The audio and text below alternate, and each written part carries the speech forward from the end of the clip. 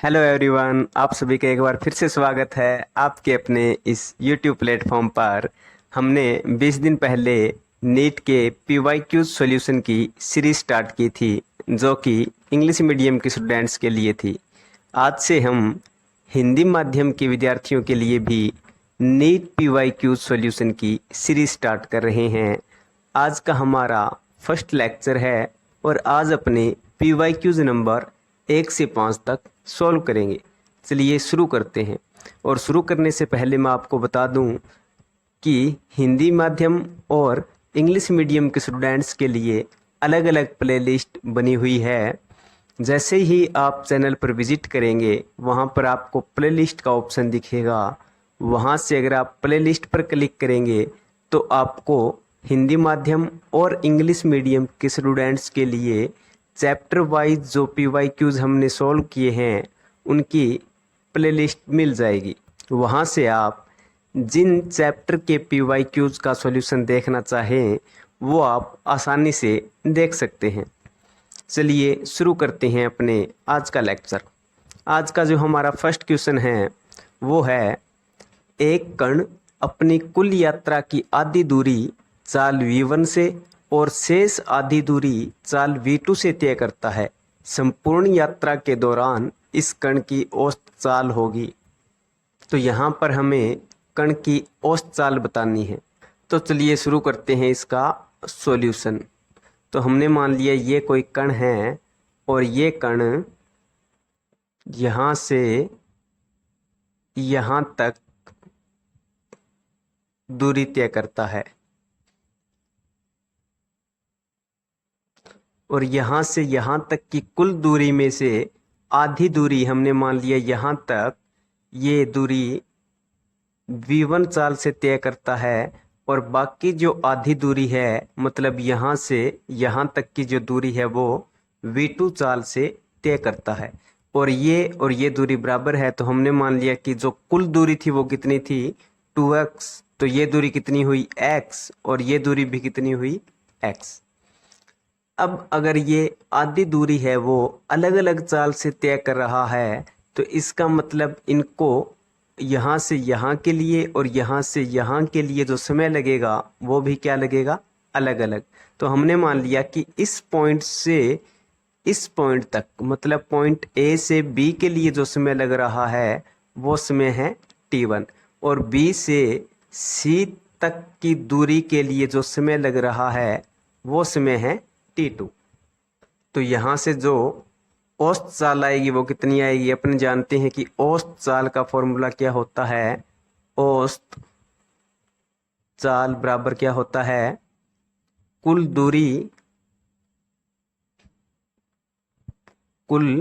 दूरी बटा कुल समय। तो यहाँ पर जो कुल तय की गई दूरी है वो कितनी है x प्लस x, मतलब कितना हुआ 2x।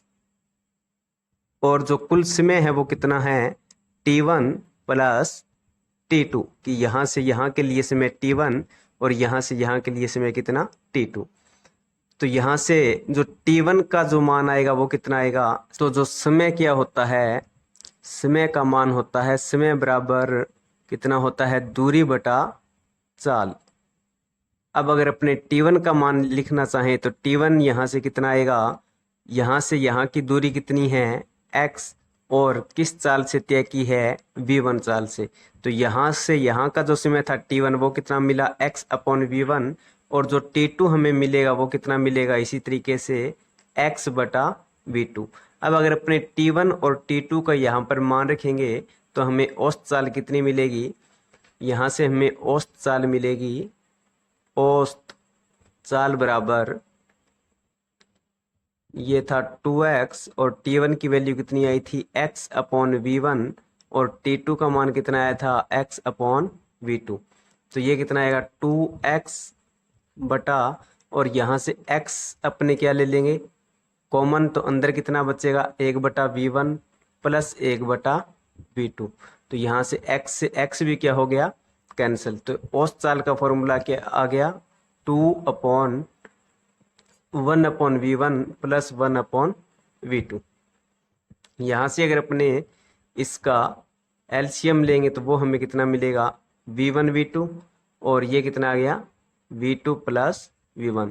तो हमें यहाँ से ये कितना मिला, 2v1 v2 upon v1 plus v2। Okay, तो यहाँ से जो हमारा बी ऑप्शन है वो यहाँ से क्या हो गया, करेक्ट। और यहाँ पर ये भी ध्यान रखना भी कि जो ये हमें मिला है औसत चाल का फॉर्मूला 2/1/v1 प्लस 1/v2, ये फॉर्मूला कब लगेगा, जब कोई कण है वो अपनी संपूर्ण दूरी के आधे भाग को किसी अलग चाल से तय कर रहा हो और शेष आधे भाग को किसी अलग चाल से तय कर रहा हो। इसी तरीके से आपको ये बोल दे कि अपने कुल चली गई दूरी का 1/3 भाग अलग चाल से, दूसरा 1/3 भाग किसी अलग चाल से, और तीसरा 1/3 भाग किसी अलग चाल से कोई कण है वो तय कर रहा है, तो उसकी चाल को अपने कैसे बताएंगे, अपने यहाँ पर 2 की जगह कितना रख देंगे, 3, और नीचे कितना आएगा, 1/v1 plus 1/v2 plus 1/v3। अगर ये बोल दे आपको कि कुल दूरी का 1/4 भाग अलग चाल से, अलग अलग चाल से 1/4 भाग अगर तय करे, तो यहाँ पर अपने 3 की जगह कितना रखेंगे, 4, और नीचे साथ में क्या आ जाएगा, 1/v4 और आ जाएगा। ओके, और अगर इसी तरीके से n अंतराल दे रखे हो तो यहाँ पर n आ जाएगा, और इसी तरीके से ये भी आगे चलता रहेगा। तो ये फॉर्मूला है, ये भी आपको क्या करना है, ध्यान में रखना है। ओके, उसके बाद अगर अपने बात करें आज के दूसरे क्वेश्चन की, तो वो है एक मोटर गाड़ी x से y तक अचर चाल vu से चलती है और y से x तक अचर चाल vd से वापस आती है। इस पूरी यात्रा के लिए गाड़ी की औसत चाल होगी। तो यहाँ पर भी सेम ही केस है, हमने मान लिया ये पॉइंट x है और ये पॉइंट y है। अब x से y तक चाल कितनी दे रखी है, vu, और अगर गाड़ी y से x पर वापस आती है तो चाल कितनी है, vd। तो इसका मतलब समान दूरी है वो अलग अलग चाल से तय हो रही है, और यहाँ पर एक तरीके से 2 अंतराल हो गए, एक यहाँ से यहाँ जाने का और एक y से x तक वापस आने का। तो हमने जो पीछे फॉर्मूला पढ़ा था वही यहाँ पर लगेगा। तो जो पीछे हमने औसत चाल निकाली थी वो कितनी मिली थी हमें, 2v1 v2 upon v1 plus v2। तो इसी तरीके से यहाँ पर कितना हो जाएगा, 2vd vu upon vd plus vu, क्योंकि वहाँ पर हमने v1 v2 मानी थी चाल, यहाँ पर कितनी है vd और vu। तो यहाँ पर जो डी ऑप्शन है वो क्या हो जाएगा, करेक्ट। उसके बाद अगर अपने बात करें आज के तीसरे क्वेश्चन की, तो वो है 2 स्थानों के बीच एक कार चलती है। यात्रा का आधा भाग वह 40 किलोमीटर प्रति घंटा से तथा दूसरा भाग 60 किलोमीटर प्रति घंटा से चलती है। कार का औसत वेग है। तो यहाँ पर भी उसी तरीके वही फॉर्मूला हमें अप्लाई करना है। आधे भाग के लिए जो चाल है वो अलग दे रखी है और दूसरे आधे भाग के लिए जो चाल है वो क्या दे रखी है, अलग। तो यहाँ पर जो औसत वेग या औसत चाल होगी वो कितनी होगी, 2v1 v2 upon v1 plus v2। अब पहले आधे भाग के लिए चाल कितनी है, 40 किलोमीटर प्रति घंटा, दूसरे आधे भाग के लिए 60 किलोमीटर प्रति घंटा। तो ये नीचे कितना आ गया, 40 प्लस 60, तो ये कितना आएगा, 2 इंटू 40 इंटू 60, और ये कितना होगा 40 और 60, ये कितना हुआ 100। तो 2 0 से 2 0 कैंसिल, ये कितना हो गया 6 चौका 24 और 24 दूनी 48। तो ये हुआ 48 किलोमीटर प्रति घंटा।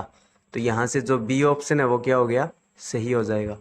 उसके बाद अगर अपने बात करें आगे वाले क्वेश्चन की, तो वो है एक कार 200 मीटर की दूरी तय करती है। यात्रा का पहला आधा भाग वह 40 किलोमीटर वेग से तथा दूसरा आधा भाग v वेग से चलती है। यदि औसत वेग 48 किलोमीटर प्रति घंटा है तो v का मान होगा। तो ये भी सेम ही क्वेश्चन है, यहाँ पर हमें औसत जो चाल है उसका मान दे दिया है, और जो दूसरे अंतराल के लिए जो चाल होगी उसका मान हमें पूछा गया है। तो हमने मान लिया कि यहाँ से यहाँ तक के लिए जो वेग है वो कितना है, v1, तो v1 का हमें मान दिया गया है कितना है 40 किलोमीटर प्रति घंटा। और दूसरे आधे भाग के लिए जो चाल है वो हमें कितनी दी गई है v, इसका मतलब v2 का मान हमें कितना दे दिया v। और जो औसत चाल थी, जो एवरेज चाल थी वो कितनी है 48 किलोमीटर प्रति घंटा है। ये लिखा है ना यहाँ पर औसत वेग कितना है 48 किलोमीटर प्रति घंटा, तो ये हमें दिया है 48 किलोमीटर प्रति घंटा। तो औसत चाल का फॉर्मूला हमें पता है कितना होगा यहाँ पर इस केस में 2v1v2 upon v1 plus v2। औसत चाल हमें कितनी दी है 48, इंटू में इज इक्वल टू 2, इंटू में v1 का मान कितना है 40, v2 का मान v, अपॉन में ये कितना आएगा 40 प्लस v। तो यहाँ पर अगर अपने कैंसिल आउट करेंगे तो ये तो कितना हो गया 24, ये 2 से कैंसिल हो गया।